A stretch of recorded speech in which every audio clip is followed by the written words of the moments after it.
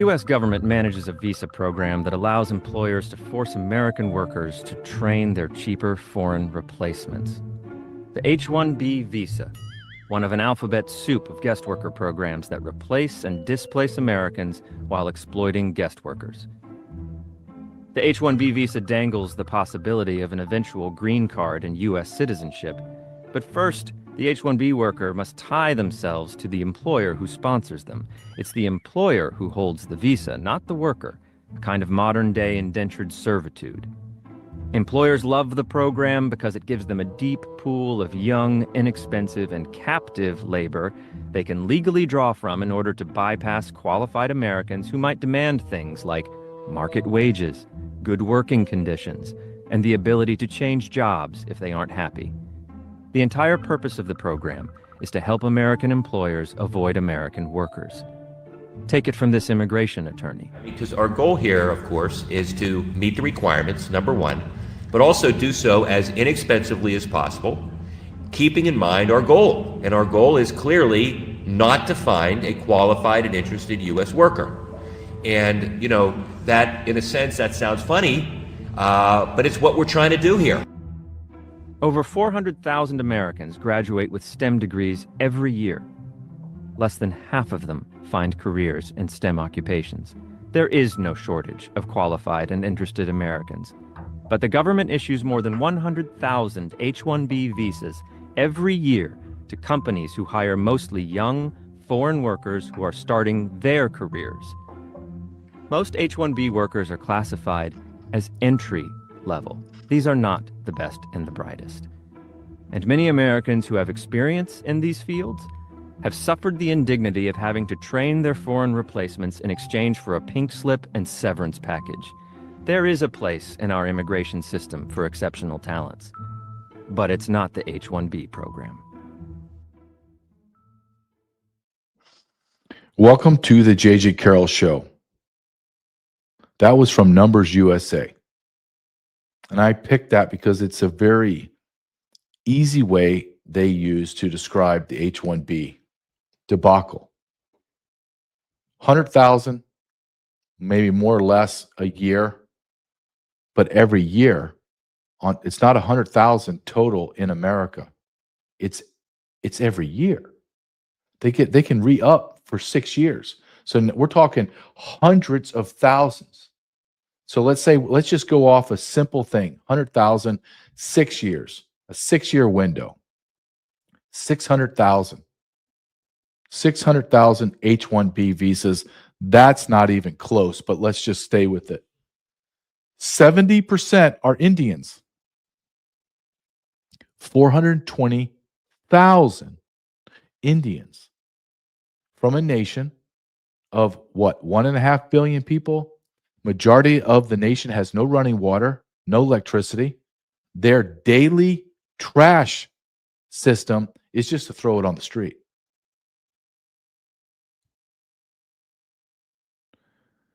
Known diploma mills. Not even question. Just fake certificates, diplomas. You can imagine everything's fake. And yet, we keep bringing in H-1B visa holders. I'll tell you personally, here, I live in south of Kansas City. Huge tech area where I live. Huge. There are multi-unit apartment complexes going up. And when I mean multi-unit, I'm talking 500, 1,000 units. They're nice. Don't get me wrong. They're not eyesores. They're just, you're like, holy smokes. Are we having babies that fast? Like, is there a surge, a resurgence in American population in Kansas City? No, of course not. We're not even at the replacement level. You go knock on any random door in those new apartments, and you will find an Indian national. I lived it. I experienced it. When we moved back here from California, where my wife lives or grew up, we were waiting for a house to be finished, being built. So we had 3 weeks. We stayed in an apartment, nice apartment building, huge, one of those 1,000 apartment places with parking garage and workout gyms and pools and just real nice. All Indian nationals. I don't have anything against Indian nationals, but why do I have to import all of these Indian nationals when you saw the video and it's factually true? Hundreds of thousands of graduating, not unemployed STEM guys, not guys that had to train their replacements, but every single year, hundreds of thousands of STEM graduated students go unemployed. Why are we bringing in hundreds of thousands of foreigners? Why? Because they get paid less and their visa is tied to the job. So if you know that the visa gets held by the employer and Mohammed Abdul so-and-so does not like his job, is being treated like crap, and says, hey, F you, I'm out. The employer just says, that's fine. I will call USCIS, which ironically is here in Kansas City, and they will revoke your visa. Now, either get back to Mumbai or get back to work. Your choice. I like my job. I'll stay. I know you will. But sir, can I get at least somewhere near the salary of that really nice white gentleman that was like 55 years old that was with your company for 35 years that you fired but you made him train me? That guy, can I get paid close to him? No. You're going to get paid less and you're going to do more work and you're going to shut up. Yes, sir. That's how it is. Oh, you didn't know the H-1 visa, the visa holder is not the legal immigrant, it's the employer. You didn't know that? We're just talking about H-1Bs. We're not talking about the 2s, the Ls, the Fs, the Us, illegal aliens by the millions. Why do you think there's a housing shortage? Why do you think there's a shortage of jobs? Why do you think the economy's tanking? Why do you think housing costs is skyrocketing? Why do you think food costs are skyrocketing? If you know anything about capitalism 101, then you understand supply and demand. So let me just break it down. If there's some new viewers from the left that don't get it or some rhinos, let me try to bring it down to the dumbest level I can. Right now, you have 50 million illegal aliens in the country. You also have 55 million legal immigrants, like these H-1Bs. And guess what those 105 million people need? Every single day they need it. They need shelter, which is called a house or an apartment. They need to eat food. But instead of having housing for 350 million Americans and feeding 350 Americans food, we're feeding 455 million. We're housing 455 million. That's called scarcity. That's called supply shortage. Demand high. High demand, low supply, high prices. Surplus of anything, demand still strong, but I have a surplus, the cost goes down. So when Donald Trump comes out and says, how about a 50-year mortgage? How about for JP Mortgage or Lending Tree or whatever, you're going to be slave to them for 20 more years. Oh, yeah, Mr. President, I didn't vote for that. I didn't vote for any of that, but yeah, that sounds great. I'll be a slave for 20 more years. We didn't vote for any of this crap. None of it. None of it. We didn't ask for more H-1B. We asked for it to all be shut down. We asked for all of the illegal aliens to be mass deported, and we asked for a lower limit or almost a shutdown of legal immigration. And you've done nothing.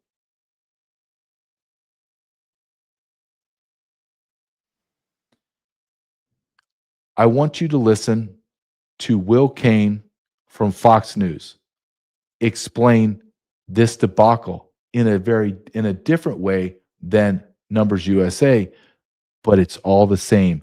You, the American person, the American citizen, is getting jammed up because they can't stand us. What is an H-1B visa? Follow me over to the wall. H-1B visas are a mechanism of legal immigration that is supposed to bring in skilled workers into the United States. They allow for U.S. employers to hire foreign professionals in specialty occupations. What are those occupations? Well, they're mostly in the fields of tech, engineering, medicine, finance, IT. It requires that a bachelor's degree accompany that worker or higher education in a specified field. Now, here's how it works. An employer sponsors a foreign worker, and they can sponsor that visa for up to 3 years and then extend it to 6 years. Workers can apply for permanent residency later. There is a visa cap, 85,000 new visas each year.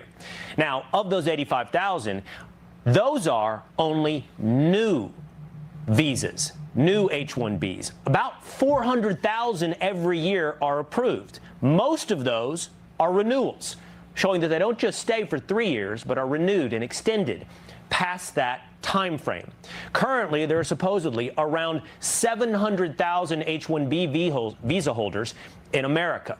Now, who is coming to this country to take these high-skilled jobs? As I mentioned, STEM fields dominate the occupations, and most of the workers come from India. In fact, 70% of H-1B visa holders come from India. Another 10 to 15% come from China. 80% of H-1B visa approvals are for entry-level or junior-level jobs. That's a little hard to stomach when we hear that we're not talented enough or that we're not skilled enough for these jobs, when you consider that most of these jobs are actually at entry or junior level jobs. And it's definitely to the benefit of corporations, tech companies that can hire foreign workers, trust me on this, cheaper than American workers. This is laid out, by the way, by billionaire tech entrepreneur Palmer Luckey. There's so much H-1B abuse. You would not believe what I saw when I was in Silicon Valley. It is insane. It's obviously a program to try and replace U.S. workers with basically slave labor that can't ever escape. The H-1B abuse is crazy. And it's not just Silicon Valley. The Labor Department launched at least 175 investigations targeting potential abuses in the H-1B visa program. They alleged some foreign workers with advanced degrees paid less than what the job description said. That, of course, not only deprives American workers of that job, who have to have the going rate, but it drives down wages for visa holders and American workers. So they're asking for H-1B, they're asking for diplomas. Well, why do you need a diploma to do an entry-level job? See, there's a whole nother visa program that handles hospitality, low-entry jobs. Those are called H-2B visas. There's 66,000 of those a year with renewables. And every year, the Congress can change that number from 66,000 to 6 million if they want. Do you see the whole lie? Do you see how every single thing is a bona fide lie? And then our leader of the MAGA movement, which he has made very clear he created. You explain to me, Mr. Trump, how in the hell all of these legal immigrants are going to make America great again? Well, if you listen to Donald Trump, they're going to make America great again because they're more talented than us. As he says, well, how am I going to take someone off of the unemployment line and have them make missiles? Well, I'm glad you asked that to Laura Ingraham, because, sir, that happened before in American history. Who made all the missiles and the bombs and all the clothing and everything for our war fighters overseas? Well, that would be the Americans. That would be the women that would work in the factories. Do you think those housewives, those secretaries, those teachers, do you think they knew how to make missiles? How they could bend steel? No.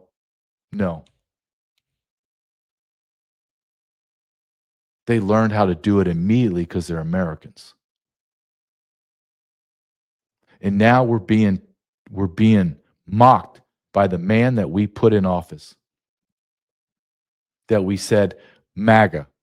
That's all we care about, sir. MAGA. I don't know how many. You said you created it. How do you not understand what the hell MAGA does mean? It means non-legal and illegal immigrants in our country. It means make America great. It means America first, America last, America in the middle, America only. And yet we don't get that. We get hundreds of thousands of Indians. I like to play this thought game, okay? Because it's just critical thinking 101. That's all it is. America, needs 600,000 Chinese nationals, students, on top of another couple 100,000 of other foreign nationals to come into America. We got to have them. We got to have them. If we got to have them, then why are we just stopping at 600,000? If it's so great, why don't we bring in 6 million? If our economy hinges on the fact that we need as many illegal and legal foreign nationals that are illiterate in their own language, don't know how to speak English, have no idea about our cultural norms, and that's good for America, then why don't we bring in 350 million? Why don't we equal the very untalented, uneducated, undesirable Americans and match them at least with equal number of foreign nationals? It just makes sense.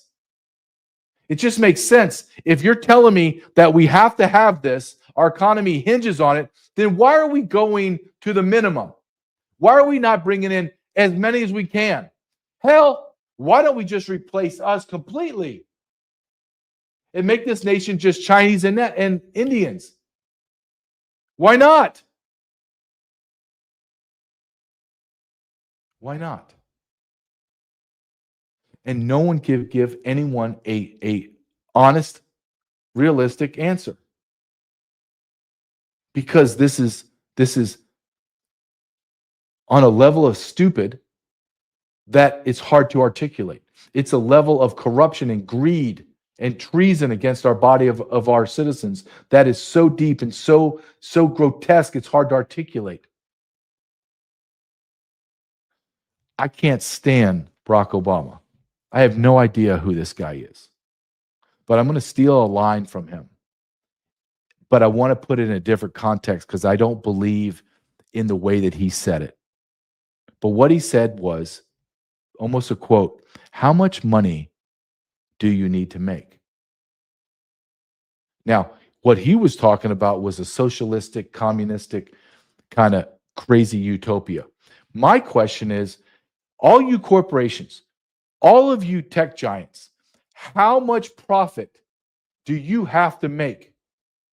Like, is $10 billion a year just not enough? So now you got to destroy the labor cost and bring in illegal or legal immigrants to replace us. So now you make 13 billion.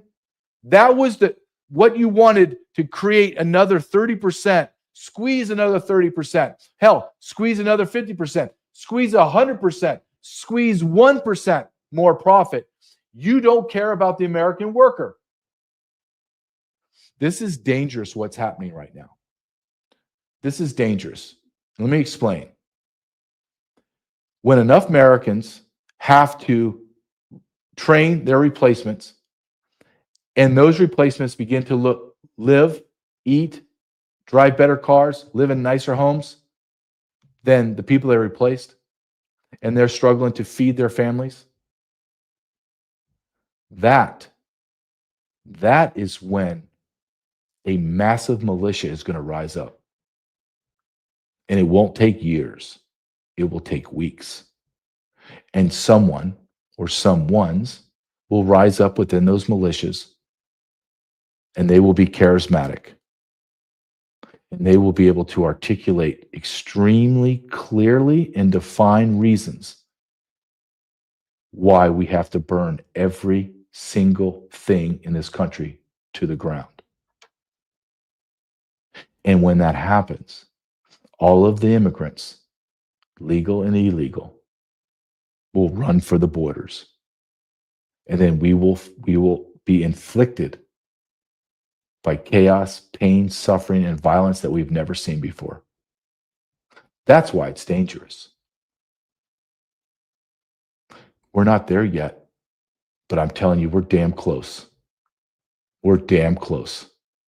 I want to play this video, number 3, and it's attorneys. Listen to this attorney talking about her clients that have been removed because we had to bring in Indians to take over her clients' jobs. You've seen this abuse. You've seen this affect American workers? Oh, yes.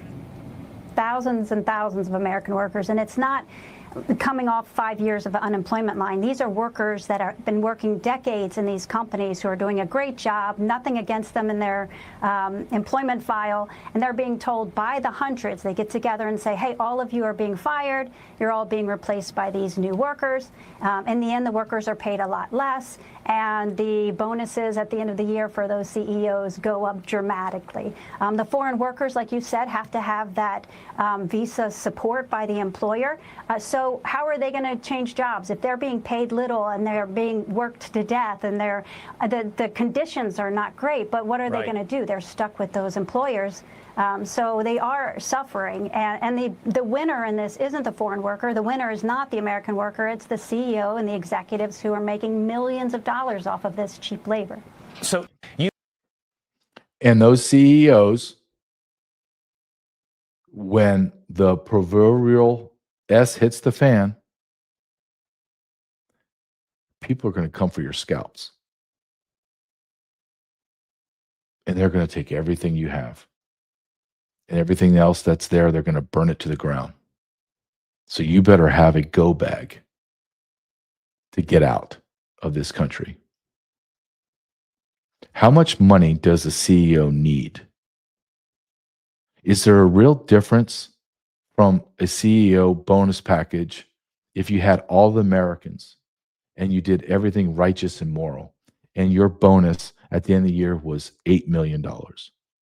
Or you brought in all of these people from all over the world and removed American workers, and your bonus was $14 million. Does that make a difference in your life? I've seen all the studies about how much you can make and what percentage of your life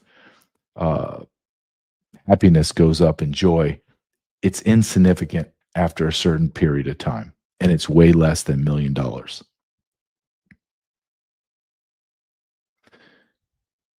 This is all tied together because America is in a moral rot. America is a secular nation. Christians would never do this to their fellow neighbors. We would never. Even a high-level CEO would never do that to a low-level worker that they've never met. They would never, ever, ever inflict that type of evil on their employees. Just wouldn't happen. But it's happening now.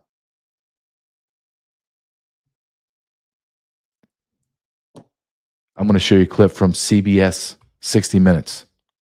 Not your conservative bastion, 60 Minutes. But listen to these two men that had to train the people that were going to replace them. Can you even imagine the indignity of that? We're going to stand up as Americans and say enough is enough. We're not going to take it anymore.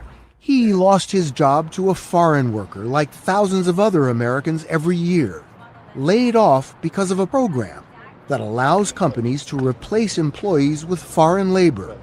But before leaving, they often are asked to train their replacements. I can't wrap my mind around training somebody to take my position. You know, this is my livelihood.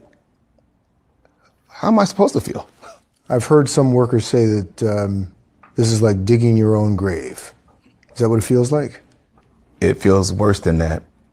I think for once we're going to stand up as Americans. It feels worse than that because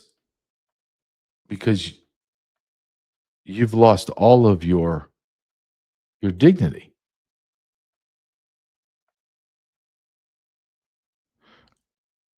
I didn't see a bunch of 50-year-old white men. I saw some white men. I saw some Asians, Hispanic, a couple black men. This is affecting, and that gentleman speaking first is obviously a legal immigrant here. You're destroying the fabric of America. And the leader of the MAGA movement, Donald Trump, is championing it. At the same time, he is ridiculing and mocking us and telling us that we're not as talented or as smart as our replacements. It's not going to go well, sir. All of the wars that you stopped in the Middle East that basically Americans don't give two craps about. The war in Ukraine that you haven't stopped after 48 hours. It's going on almost a year. Nobody gives a crap about that. All of your pontificating and letter writing for Bibi Netanyahu and Israel, nobody cares about that either, sir. Nobody gives a rip. Nobody cares about your potential Nobel Peace Prize. Nobody cares about anything except what's happening in America. And you don't seem to really care. Or you seem very distracted. And again, I'm one of your biggest supporters. I'm the guy that was pounding the drum for you, saying that this is the only guy for the job. And I'm wavering. I'm questioning. I'm not some new guy to the MAGA movement. I'm not some new guy into politics. So can you imagine what they're feeling, Mr. President? The people that have really no loyalty to you, as I do, and people like me. Do you think they're hanging out, backing you up? Or do you think they already throw in the towel with you? There needs to be massive change in that White House. And it needs to happen like right now. But I'm going to show you someone that I have grown to kind of despise in a very, very short time. I always questioned him a little bit. I found him to be highly intelligent. And so I'd watch him, but I was always uneasy. Maybe it was his cadence. Maybe it was how he's a dweeb. I don't know. But Ben Shapiro is grotesque. And I want you to listen to what he thinks about Americans and American workers. Buckle up and hold on tight. There are, in fact, certain positions in the United States that require a level of expertise that may not be reachable in the numbers that are currently being churned out by American universities. That is a shortcoming of our educational system, and it is a problem. And so you can say we should up our game. I agree. We should absolutely up our game educationally. But in the meantime, if you do not bring in the labor supply, particularly to tech will go find the labor supply. And so what you will end up with is an office that was employing 30 Americans and 3 H-1B visa people. If the costs grow too high, simply moving to another country where they hire 30 Indians and 0 Americans.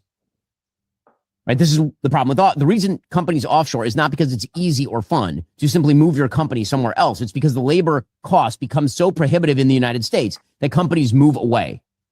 And you can try to tariff them back, but all that does is artificially raise the price on Americans. Again, we're talking about affordability. There are trade-offs in economics.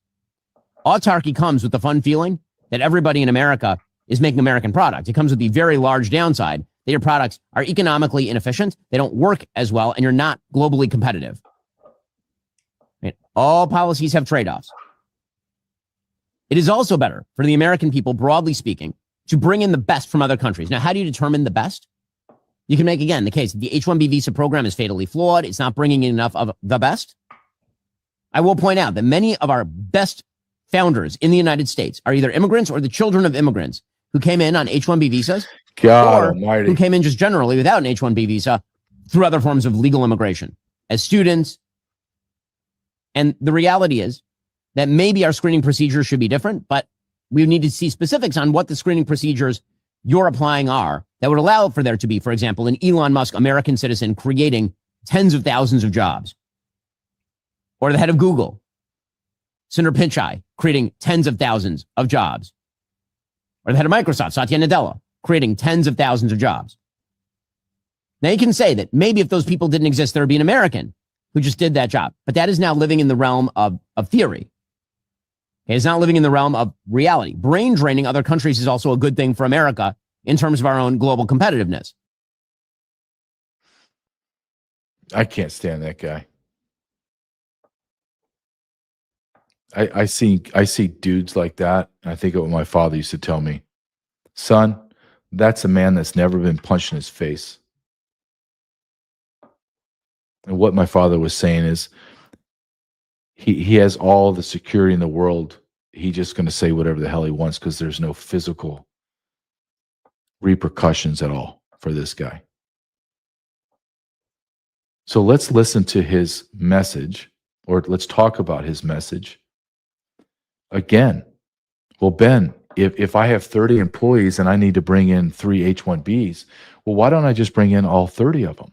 If they're that great, if the brain drain, as you say, is so effing great, then why do we have 30 people in a company? 27 of them are Americans. Why don't we have 30 Indians, 30 Chinese, 30 Jews, whatever it is, Ben? Combination of it, whatever. Why, Ben? Why? Why not? H-1Bs are not the best of the best, you jackass. There's other visas for that.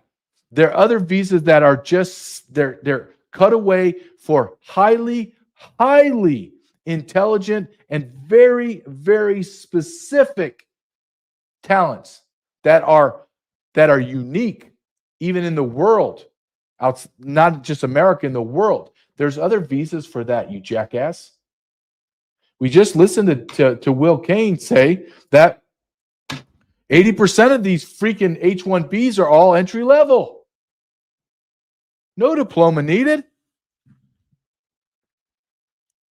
So who's in the realm of reality here, Ben?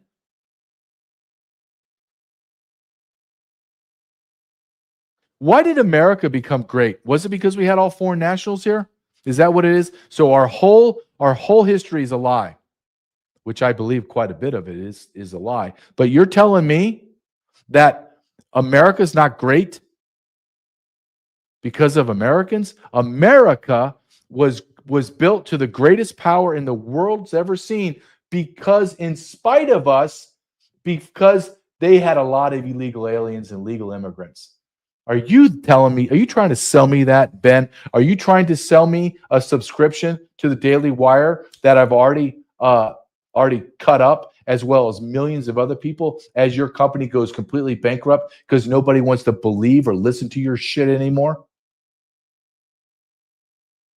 You have mass layoffs going on. Why? Because no one wants to listen to your crap. I just saw an amazing, I posted on my X if you want to see it. I posted, this was incredible. I didn't even think of it. I got to give this guy amazing respect. Yesterday, I played on a show, Ben Shapiro telling us, well, if you can't afford your country, then you just need to leave. You can't afford to live in your state, then in your neighborhood, then you just got to leave. And this black man came on and he said, I'm so disgusted with this piece of trash, Ben Shapiro. And he says, so let me do this, Ben. I'm going to take what you just said, and I'm going to apply it to you in Israel. Israel is 100% dependent on the United States of America. Well, Ben, and the Jews and the Muslims and the Christians and the Israelis and Israel, if you can't afford your country, then guess what? You need to move. How you like that, Ben?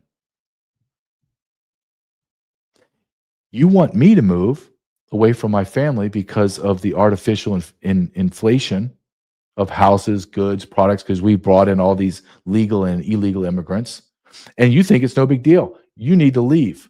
But I've lived here for 5 generations. My brothers are here, my nieces and nephews, my mom, my grandma, and I don't care. Get out. Okay, I'm getting out. I'm cutting out of all payment from Israel.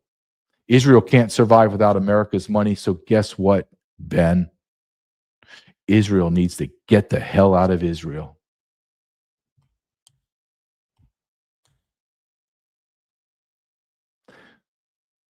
There is now, I believe, no longer a war of Republicans and Democrats, political.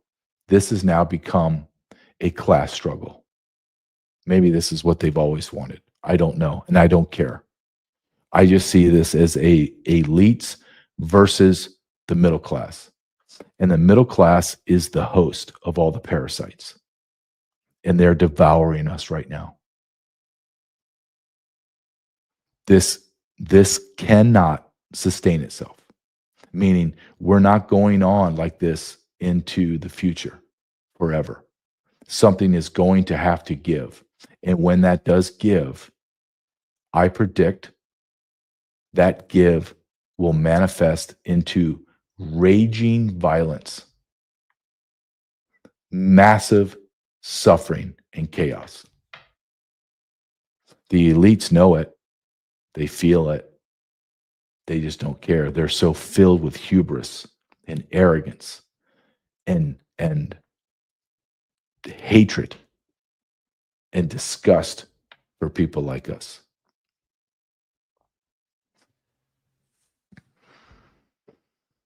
I just posted today on my website and my Substack, I think, a very good article. And the message I was saying in this writing, this article, was the titles of what I was have been so bastardized that a lot of us are kind of like lost again. First, we were Republicans. Republicans have there's no bearing on there's no definition of being a republic that defines me. So we went to conservatives. They've destroyed the conservatives so much that nobody even understands what a conservative is. Then we went to MAGA, Make America Great Again. Donald Trump now is turning MAGA into something that I have no idea. What does MAGA stand for? It doesn't stand for Make America Great anymore. What is America First? What does America First even mean anymore? Because there's cutouts to get around America First. So we're coming to this. I have one more title that people are flocking to, and it's America Only. Maybe that will stick. I don't know. I think it's very direct. I thought America First was. But there's a second, third, fourth, and fifth place too. Who's in those positions? How much are we giving to them? I want to be America Only.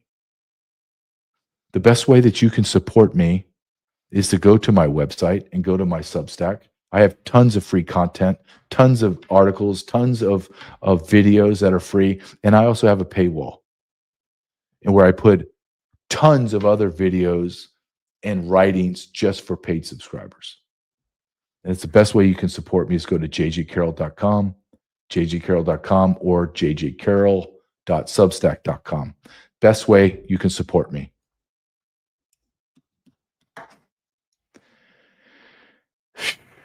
So much to talk about. Another way you can support me is by supporting the sponsors, my sponsors that support my show. Every sponsor that I discuss on my show, I use.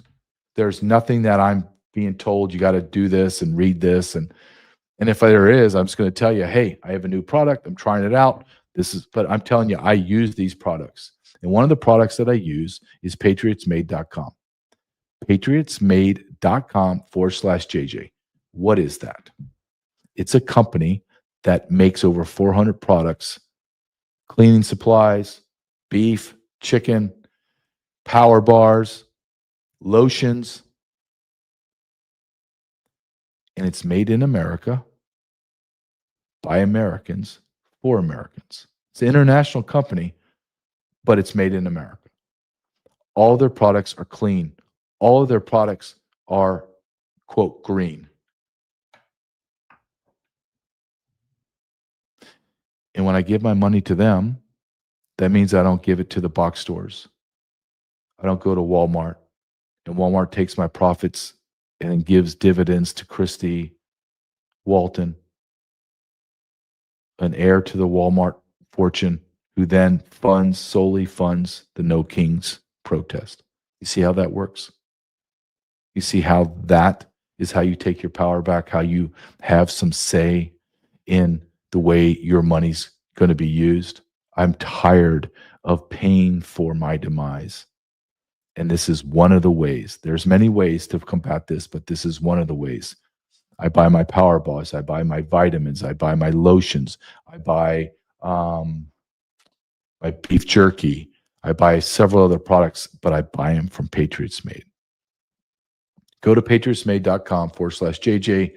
At least 1,000 of my viewers have already made the switch and love it. patriotsmade.com/JJ.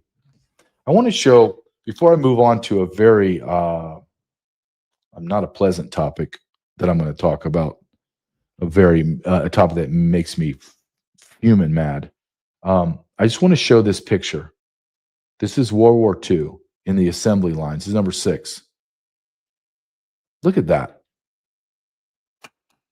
Do you think that beautiful woman on the left or in the middle, all the way in the top, do you think they were welding, say, 6 months prior to that? The idea that I need Indians in there, or Chinese, Japanese, Ecuadorians, Nigerians to make my bullets, you think that beautiful woman, who's now has to be in her 80s, 90s, or has passed away, you think that she grew up thinking, I'm going to make bullets.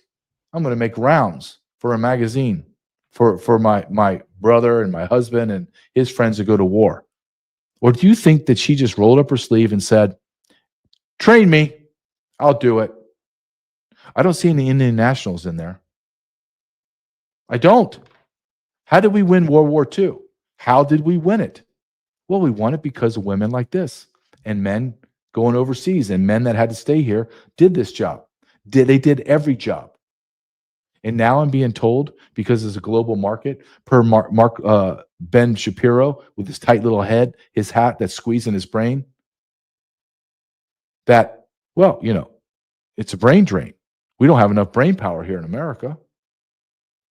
Well, why don't we, Ben?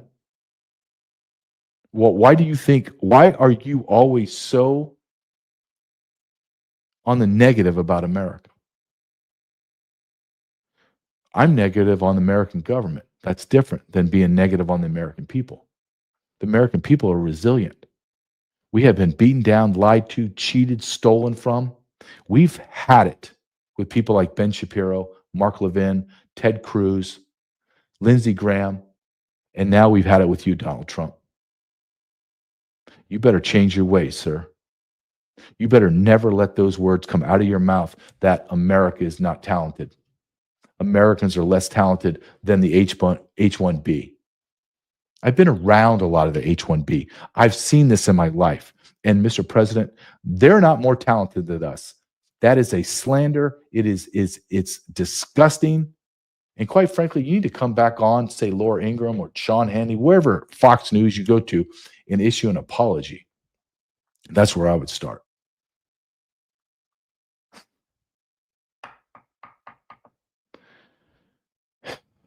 All right, something happened. I want to assume it's this past weekend. There is a gentleman named Gio Benitez. He is an openly gay ABC News anchor. And he's married to his husband, whatever the hell that means. Great. I'm not for gay marriage. I'm not for all that crap. But ultimately, who cares? I really don't care. This has nothing to do with being gay. Nothing. Zero to do with being gay. Well, why am I talking about this man and his husband? Well, because I'm Catholic. And the Catholic Church openly welcomed him into the church while his husband was his sponsor. It's called being confirmed into our faith. He went through what is called RCIA. It's a long process to become Catholic. But the priest knew that the man was gay. He knew that the man was married to another gay man. And they did a giant ceremony. And I want to show you just a few moments of it.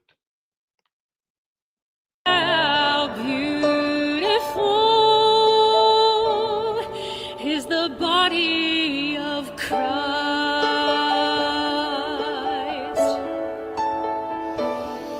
How beautiful the heart that bled, that took all my sin and bore it instead. How beautiful. All right, that's enough. I can't take it anymore. How beautiful it is for the body of Christ. Yeah, I got you, sweetheart. This isn't about being gay. This is about the Christian faith. The Christian doctrine that has been handed down to the Catholic faith, the Catholic Church. This is an abomination. You don't get to choose what you want to enforce from the Bible. You don't. But this priest allowed it to happen. Who is this priest? Can you please pull up, Nick, that picture that I sent you from Father Calvin Robinson? And Calvin and the Father Calvin Robinson, when you pull this up, I'm going to read it as this picture's up. Father Calvin Robinson said, "How is it that Cardinal Burke, Archbishop Vigano, Bishop Strickland, Father Altman, Father Pavone, Padre Peregrino get excommunicated, canceled, rebuked, and or disciplined by the Vatican, yet people like James Martin swan around promoting disordered lifestyles and sacramental sodomy while no consequences whatsoever." That's the priest underneath. He's there as Jesus Christ's disciple, proclaiming God's word to people, wearing an LGBTQ, XYZ, brutalized children, sodomy, disgusting colors. And yet not a peep from the Pope, not a peep from any bishop. In fact, I'm going to show you this next clip. If you can go to this next clip, Nick, of this. Let me set this up before you play it, if you don't mind. This is Bishop Strickland. Bishop Strickland goes in front of, this is the United States Conference of Catholic Bishops, which these bishops, what is it, 50 of them each state, 50 bishops, maybe one in D.C., I don't know, but 50 bishops-ish. 90% are registered Democrats. Make that make sense. Go ahead, try.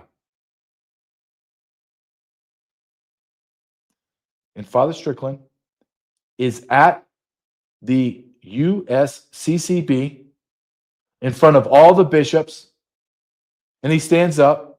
I'm going to show you the video, but basically this is what he does. He stands up and says, "This is what happened at this church. Openly defiles our faith, openly goes against and contradicts everything Jesus that we believe Jesus taught to us, mocks our faith, makes it absolutely worthless. And when he's done, and he says it very, very kindly, I want you to listen to what the bishop's response to him is. The bishop responds by ignoring him and begins to give an infomercial about a class at Notre Dame. You can't make this up, and this is why there needs to be an absolute cleansing of the Catholic Church from the Pope to the cardinals to the bishops. We have incredible priests. We have incredible bishops that are fighting against this, but there is a massive, massive homosexuality problem within the clergy of the priesthood in the United States, or not in the United States, in the entire Catholic Church. And I have effing had it. I'm not going to stand by and let these pedophiles, these homosexuals destroy my faith. You want to be a pedophile? Go to Epstein Island. Do whatever you want to do there and fight and get the justice of God. You want to be a gay man? Then go create your own gay church. My church does not allow this. My church says this is a sin. My church says you do this, you go to hell. What in God's name do we believe in anymore? What do we believe in anymore? Certainly not this crap. What is this? Don't you love having people come in and destroy everything that you've built and what you have created and love and cherish? Why can't you build your own crap? Why do you come into my world and destroy it with your sexual perversion? I don't want it. I demand you remove yourself from it. There are tons of Episcopal insane churches, Lutheran insane churches, Protestant, Baptists that love gays, love to fly the LGBTQ flag in the face of God in God's own house. Go ahead and find that church. Deal with the repercussions of mocking God in that church, but not in mine. Not in mine. Get the F out. Listen to Strickland. Thank you, Nick. Play this. But since we're in the area of doctrine, I don't know how many of us have seen on the social media priests and others gathered celebrating the confirmation of a man living with a man openly, and it just needs to be addressed. Father James Martin once again involved. Great pictures of all of them smiling. Here we are talking about doctrine. I just thought I need to raise that issue. I know it's not part of any agenda, but this body gathered, we need to address it. Thank you. Thank you, Bishop.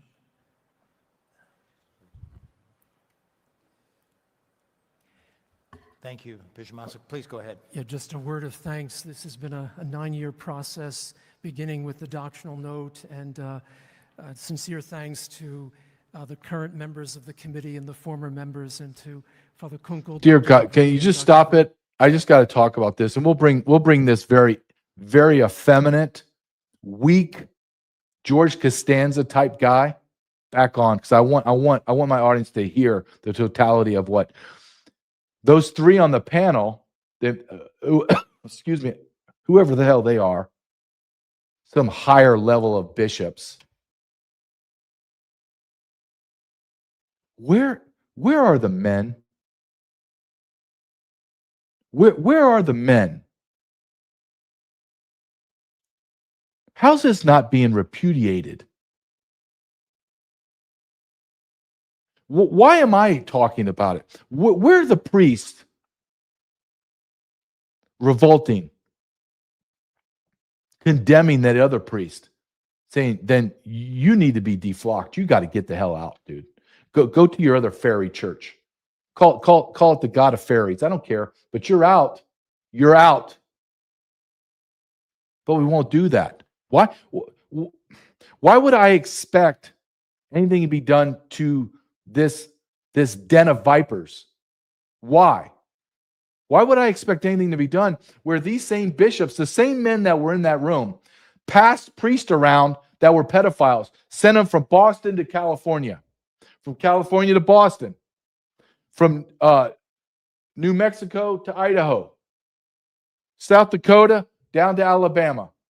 Just pass pedophiles all over to just brutalize children, destroy lives. And nobody had any justice. Nobody. There's documented gay homosexual orgies that were fueled by cocaine and drugs inside the Vatican. Inside. You had the past Pope, Pope Francis, having dinner and dining with transvestites. Did Jesus just have meals with the righteous? No, he had meals with prostitutes, tax collectors, cheats, people, sinners like myself. But what he didn't do, he didn't celebrate it. Jesus sat there and had dinner, broke bread, and said, stop. You want to go to heaven? You need to believe in me. In order to believe in me, here are the 10 commandments. You can't be a prostitute anymore. You can't be a tax collector and steal from people. You can't cheat them. You can't lie. You can't commit murder. He didn't sit down at a dining room table with a bunch of transvestites and cheer them. I get this question quite a bit. Well, why are you still in that faith? Because those men are not my faith. Those men are facilitators of my faith. That's it.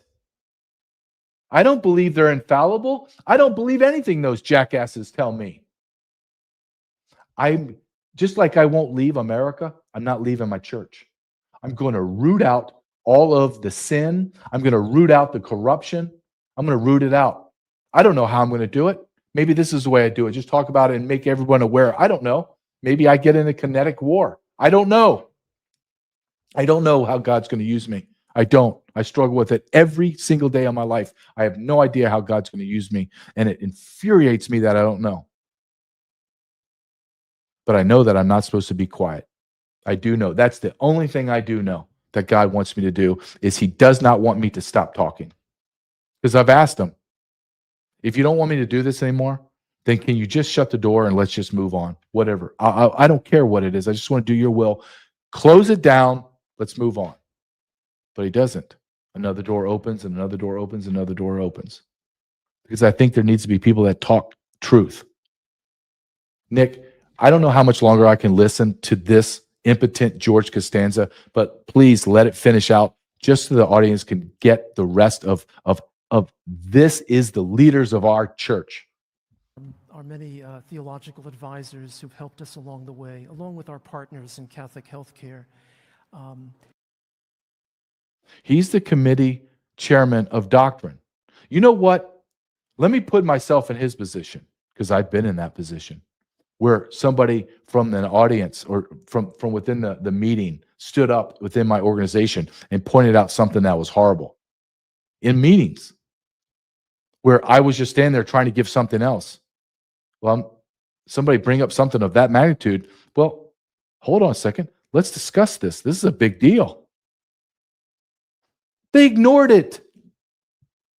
Why? Because a significant percentage of those bishops are gay. It's already been documented, the homosexuality, the homosexual problem.